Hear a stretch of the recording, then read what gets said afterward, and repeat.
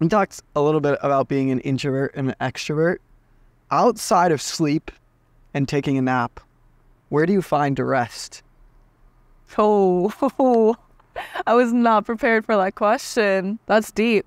Where do I find rest? I like to nap a lot. Like, napping has kind of been... Yeah, but no nap, no sleep. No nap, no sleep? Okay, I mean, well, napping has genuinely helped me, like, recharge. Yeah. But, I mean, more rest as in... like, more internally, like, rest. Yeah, because everyone will feel rested after sleeping or a nap. But we're talking about, like, how we had discussed on FaceTime a week or so ago, how extroverts sometimes get rest from people and introverts sometimes get rest from being alone. Well, I'm both. So taking a nap is me being alone. Yeah. So that act genuinely it recharges me just beyond, the physical act of getting sleep. But I do, because I am both, I do find rest in talking with friends, because sometimes I realize that I think I can get in my head sometimes and overthink about certain things when I'm particularly stressed or when there's a lot of things going on. So whenever even if it's a quick FaceTime call, I find that it brings me out of my own head. Yeah. And it kind of helps me ground myself. And that's really helpful. And I feel like that gives me a lot of rest, because it's kind of like this is who I am. This is why my friends love me. This is what they like about me. And this is how I feel about myself. And so having your friends like be your support system, even if they're just calling in to check in on you, is so...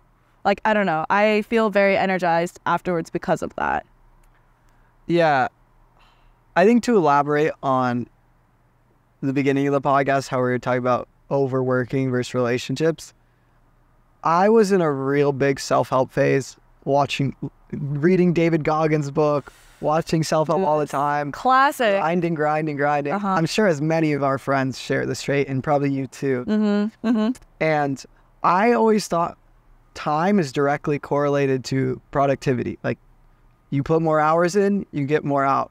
And I actually found out that when I take hours out of working to be with people, that I'm a more efficient worker.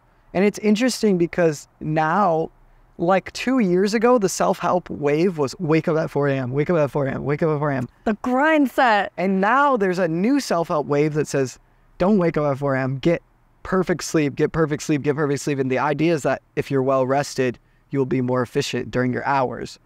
And I find the same thing for people, that when I'm with people, it's not everyone, because I think there's certain people that drain you.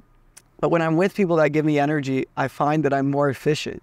That's why I think the idea of base camp, which for the audience that doesn't know, me and Janice are currently at an event called Base Camp, thrown by a company called Creator Camp, where it's basically a week-long WeWork for 50 creators in the woods of Oregon.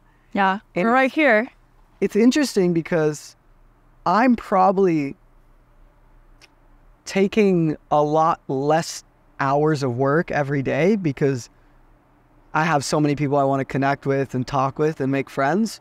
Yet by the end of this week, I'm probably going to have done 8 or 9 podcasts in 1 week, which is way more than my regular output. And that's kind of a biased thing because I have way more opportunity to film podcasts. But I do think it's interesting how we're more efficient when we're well rested, and I feel better rested when I'm with people I love. I don't know if you have any thoughts on that. So that's your definition of rest. Like, you are surrounded by people that you really like, and you get to create these like memories with them and like experiences. Yeah, I think too, sometimes people think that extroverts just get rest from people, or they get their energy from people. And I don't necessarily think it's that easy. I think that you get rest from people that you feel like you can be yourself around. And just because you like someone doesn't necessarily mean that they give you energy or give you rest. Because there's been times where I've traveled with people or I've hung out with people that I really like. But they're not, for some reason, I feel like I can't fully be myself. So maybe I'm hanging out with a coworker and I really like my coworker, but I know that I can't say everything because they're my coworker. I can't talk about politics, or I can't talk about controversial opinions or religion with my coworkers. So to a degree, I don't feel like I can fully be myself. So even though I like that person a lot, it's not a situation that gives me rest. Like when I think about what gives me rest, it's generally either like my very best friends or situations like base camp where I feel like all the people here have the weird, crazy creator mindset that I have. So it's so much easier to relate to people here than people in my daily life. So it feels like a big rest. No, I totally relate to that. I think for me, just because we're extroverts doesn't mean that it's just everyone. Yeah. It's like, I totally agree. Like, it's just people who you can feel like you can be yourself around. Yeah. That is like, oh, I can be comfortable here. I don't have to put up energy or like put in the energy to get to know them, which is definitely nice to do sometimes when you have like the energy, but it's nice to just kind of be like at ease and just have regular conversations without like the expectation of, you know, rushing to get to know them or like trying to really get to know them too quickly or things like that. So it's just nice to be around and like be yourself around people and not have any like expectations weighing down. Oh, dude, you really just, I thought you were about to get really scared by that bee, but you just looked it in the face and let it fly off. Oh yeah, no, I'm okay with bees. I'm okay with bees as well. Another interesting thing that you'll find interesting, maybe not, is, so I get really fueled by good conversations. And almost all my podcasts are great conversations, but my podcasts don't fuel me. If I were to have the same conversation off camera as on camera, I'd feel much more rested by the conversation off camera. And I think... Ooh, how's that? Why so? I've tried to hyper-analyze it. Iverson. Our friend Iverson is talking to his grandma right now. I've tried to think why that is, and I've come to the conclusion that I really love my audience. I don't create for my audience because I think that this is hard.